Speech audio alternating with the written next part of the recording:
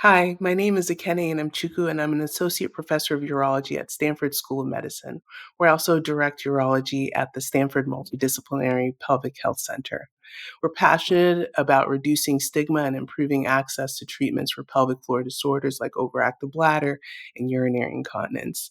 And that's why I want to share with you today our recent multi-center randomized control trial conducted in a collaboration between Stanford and UCSF, where we looked at whether pelvic floor yoga could help women with urgency-related bladder leaks, which is the type where you can't make it to the bathroom on time.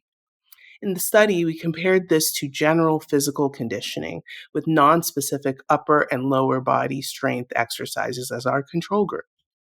The women in our study were on average in their mid-60s and experiencing about 3 bladder leaks a day. After 3 months, both groups improved. On average, they had about 2 fewer leaks per day and a meaningful change in their daily quality of life. However, due to COVID, we needed to convert the in-person classes to live video conferencing, and participants still saw a benefit. So this suggested to us that women may not necessarily need to be in a physical class to see results. This requires further study, obviously, but may have important implications for women without access to in-person programs.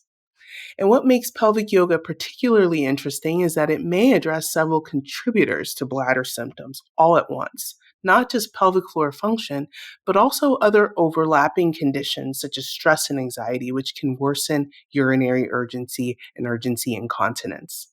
The breathing and awareness components of yoga may help calm the nervous system, reducing those involuntary bladder contractions.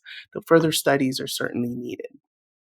So is yoga better than physical conditioning? Well, we found that both work, but it could be better in other ways. Yoga may offer broader benefits, especially for women with overlapping stress and anxiety or stress or anxiety related triggers for their overactive bladder symptoms. Would women be more likely to choose pelvic yoga if they were aware of these potential benefits? I think they would. I mean, it's accessible, self management of urinary symptoms can be empowering.